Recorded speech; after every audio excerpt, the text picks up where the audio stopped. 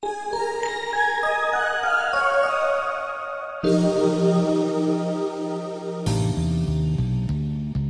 guys, and welcome to another portion of playing the Reject Demon Toko Chapter 0 Prelude.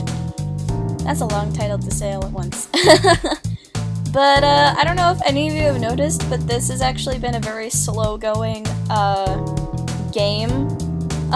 Not to say that the game is like progressing slowly, that's not what I mean. What I mean is like me playing it in general, because I've actually moved again. I don't know if I mentioned at all that I was moving, but I moved into my dad's place, into the basement suite, because, well, my roommates were generally really loud at the old place, and there was no noise cancellation in the house at all, and I was living in an unfinished basement and paying way too much money for what I was getting. And no one ever really cleaned up after themselves, so it was just a lot better for my own mental health that I moved, because I was just getting really frustrated with everything that was going on, and I kept telling the landlord about it, but the landlord wasn't doing anything, and my stuff was actually starting to go missing if it wasn't in my room with the door locked. So that was becoming a problem too, and I actually had to replace a few things because of that, and of course the landlord didn't do anything about that either. Thankfully, I got my entire damage deposit back, which is like the first time that's ever happened ever, so that was the only plus side from living there, really. And the shower was big and huge, and I loved it. It was a very luxurious shower. But yeah, other than that, it wasn't all that great. So now I'm in my dad's basement, which is good. Like, there's a kitchen and everything down here, so I don't ever need to go upstairs, and he doesn't bother me ever, and I don't bother him much, so yeah. And they're quiet, so I can do kind of whatever I want and be in my own space. I haven't finished unpacking, so instead of unpacking, I'm here playing this. So yeah, I don't know, I felt like doing a little update on what's going on in my life, even though when anyone sees this video, it's gonna be like months after the fact of living here, because of how I've got my upload schedule set up. Yeah. No one's gonna be updated unless I do vlogs on a regular basis, which I haven't fully decided if I'm gonna do that or not. But anyway, let's just get this over with. Okay. Back at the arcade, Toko seems to have discovered a newfound talent in skee-ball, having managed to earn about 50 tickets so far. Seeing Toko enjoying herself, Nadia looks around to find a game she can play when she notices Gingso outside the arcade. Oh! She waves at Gingso, whose nonchalant stride takes her inside.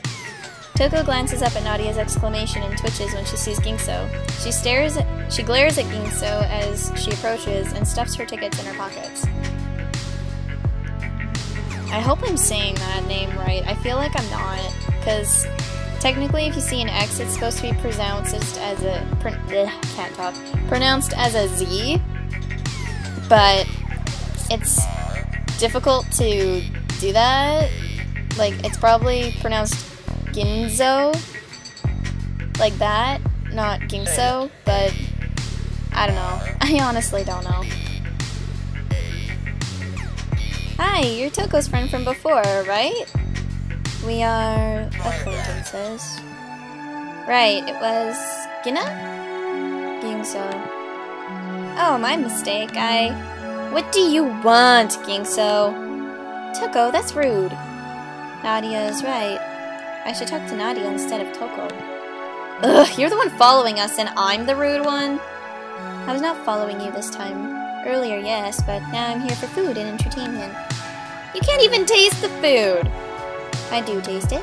Food is not just in the mouth, it is also in the soul, the heart. Toko was taken aback and stunned into silence, having not expected something like this from Gingso of all demons. I love the sparkles around her face, they're just perfect. This is like my favorite expression that she wears. It's beautiful. It's beautiful. Why else would getting food we love fill us with pleasure or evoke fond memories? Aw, that's really sweet! Also, Rhapsody likes to watch. Regaining her composure, Toko resumes glaring at Ginso. I kind of realized that I brought back voices, but voices that were easier for me to do. And I didn't really intend to do that, it just sort of happened, so... whatever! I'm gonna just stick with it, who cares? Whatever, just get lost and leave us alone. Toko, I get you two don't seem to get along, but that's no reason to... Fight? Nadia is right. She has a good head on her upper torso area. I will make you leave if I have to. Don't push me. Toko, are you even listening to me? I am not here to fight at all. Well, now I am. Nadia nervously glances around when she realizes they've started attracting a small crowd.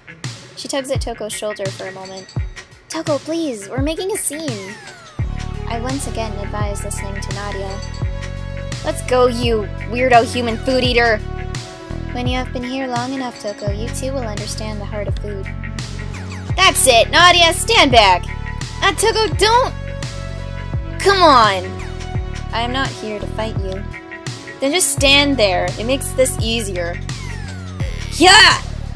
Oh god.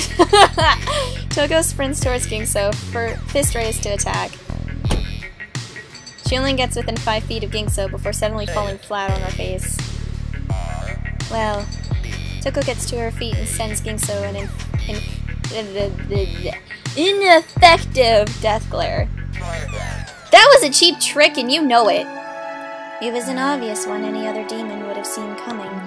Do not blame me for your lack of skill. Toko once again charges at Ginso, this time aiming a kick at her.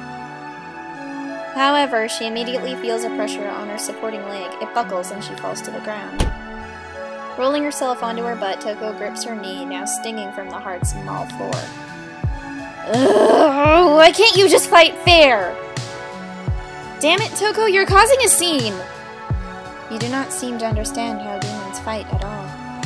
You are right. Toko probably does not understand how to fight anyone. And you add insult to injury. Great. You are defeated. I will see you later, Toko. Nadia. Ginso saunters off in victory while the sound of smug giggling follows after her. Realizing the fight appears to be over, the crowd disperses. Toko, are you okay? And what on earth were you thinking? How can I be expected to beat something I can't even see? Huh? See what? Did you really have to fight her? She's going to take... She could have done something to us! Oh, look, I don't appreciate being followed around either, but I doubt... Never mind, just... You got really carried away. Sorry. She wasn't doing anything. Why did you try to fight her? You meant well. Uh-huh. Could you help me walk? My knee hurts. Here, let me feel. Ow! Ugh, it's probably bruising. You should put ice on it when we get back. Excuse me, ladies. I'm with mall security. Uh-oh. Crap. Man, what a loser. How'd I get saddled with someone as pathetic as her? What? What? What? New character? Oh. Okay. It's true what they say in the human world, that rock and roll was born in hell. It's an infernal, demonic sex magic, the pinnacle of demon society, a sacred art. There are many kinds of demons in hell. Some are those who barely resemble the primal state from which they came from millennia ago, those demons who were originally devoid of empathy, who hunted humans. Sometimes it was through consumption, sometimes it was through war, and sometimes it was through sex. But now it is through rock and roll. Alright, I kinda like the sound of that. That's actually pretty cool.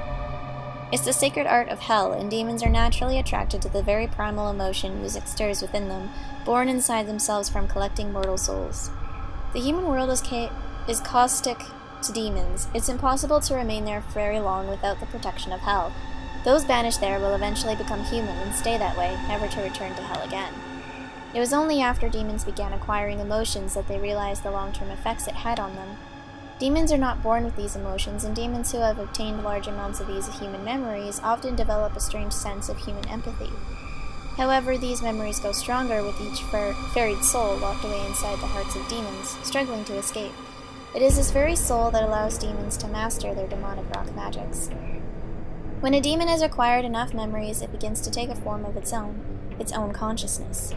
You could say that these memories act as instruments for a demon. It is through their instruments, symbols of the unity between a demon's memory and their soul, that demons have mastered rock, and the more of these memories they acquire, the more potent their magics become. Nadia? Huh? She's not in bed. Did she have to use that toilet thing?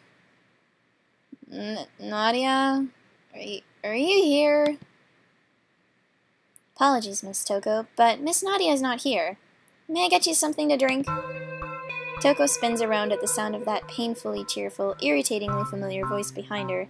In an instant, she's wide awake, suddenly overcome with dread and anger. Davy? Why are you here? Where is Nadia? What did Devin do with her? Tell me right now or I'll rip your ears from their seams. Youth these days is brash as ever. My ears, there's no need for fun. Put me down, Lady Neven will not be satisfied with... Shut it and tell me. Okay, let me go! Hesperus Park! Lady Devin and Miss Nadia are waiting in the nearby Hesperus Park! Toko throws Davy to the ground as hard as she can, causing his stuffed body to rebound off the floor several times. Oh dear, I just saw 1,955 lives flash before my eyes. Toko yanks Davy back up by the neck and vigorously shakes him. Take me to Nadia, now! I've been instructed to lead you there. Let me go so I can... Not a chance. You'll take me to the park right now, and I will let you go the second Nadia is safe. Lady Devin will not be pleased when she hears how you have treated me. I don't care, you stupid stuffed bunny. Which direction do I go? You will head south on... Are you even listening to me? Are you preventing me from carrying out my duties? If you get lost, it will not be my fault. I will tape your mouth shut if you don't keep quiet. Now tell me which way to go. If you tape my... Which way? Left at the next street. Nadia, please be safe. Okay, Davy, we're here. Where the hell is Nadia? Hello there, sissy! Glad you did take the time to come out here. Bask in the light of Devin, the percussive puppet master. The boast prompts a great chorus of stuffed bunny puppets all clapping with devoted rhythm. I know who you are. There's no point in announcing yourself that way. It's been so long and you've gotten so... human. What have you done with Nadia? A figure appears atop a slide in the park, silhouetted by the moonlight. The shadow sits on the slide and rides it to the bottom, landing only a few meters from Toko. Devin, Toko's irritating older sister... Devin, Toko's irritating older sister. She is always followed by her equally annoying bunny butler, Davy. She has a penchant for dressing in those silly outfits and pretending to be cute. You'd think a demon as old as her would act her age. Nothing yet! I was going to harvest her soul, you know, that thing you were supposed to do years ago but never got around to. Devin lifts a hand and gestures to Nadia, who is tied against the jungle gym with jump ropes. Nadia! Ugh, Toko... I'm having a silly dream. She's mine! You can't take her, so... Toko sprints towards Nadia, but a sudden strike to her lower back causes Toko to stagger forwards and fall into the snow-dusted grass, wincing in pain. Pardon me. Nope, nope, nope, nope! Too late, little sissy! Didn't you hear? Hell opened the contract on Nadia's soul now! Since you're in exile, she's fair game for any demon to take. Shouldn't you be glad that I'm the one that's going to have your precious little girly friend's soul? Better me than some random nerd, right? Nobody's going to have Nadia's soul. Not you or anyone. And what exactly are you going to do about it? Not only have you never harvested the souls you were supposed to in order to become a big, strong, healthy demon, you're even turning into a pudgy, wimpy human before my very eyes. Boo-hoo. I can still...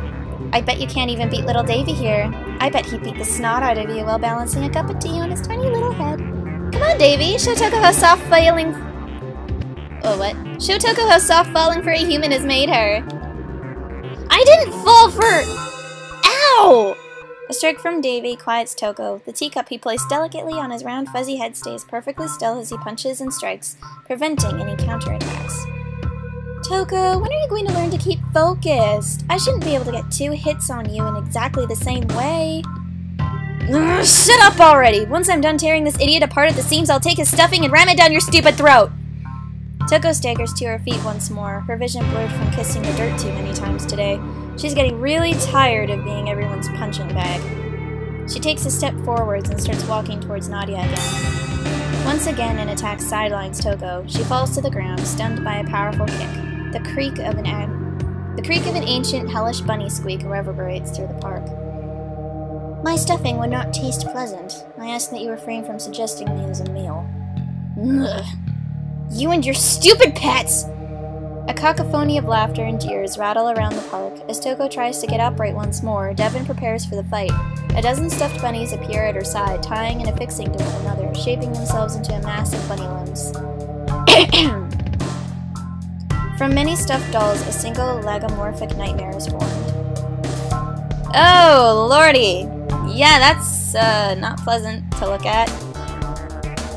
It's cute in a evil sort of way.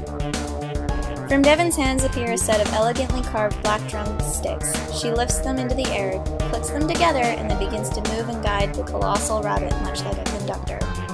With a flick of the demon's wrist, the puppet prepares to turn Toko's body into a pasty paw print-shaped crater in the ground. Well, it sounds to me like she's in some big trouble. And I think I'm gonna end this here, guys. Because, well, it's a nice cliffhanger spot, and I think I've been playing for quite a bit now. And I think you've kind of noticed how I'm doing a little bit better with voices. Not really, just a couple. But hey, I'm trying, sort of. So, yeah! I'll see you guys in the next one. Hey guys, and thanks for watching this episode of The Reject Demon Toko Chapter 0 Prelude. If you're interested in watching more of this, I suggest you subscribe so that you'll be able to get more updates on the episodes that I'll be releasing, so just click on my icon for that. If you're more interested in something else, I've done Invisible Apartment, Journal, and Long Live the Queen, so if you're interested in checking those out, then just click the icons there. And I guess I'll see you in the next one. Bye!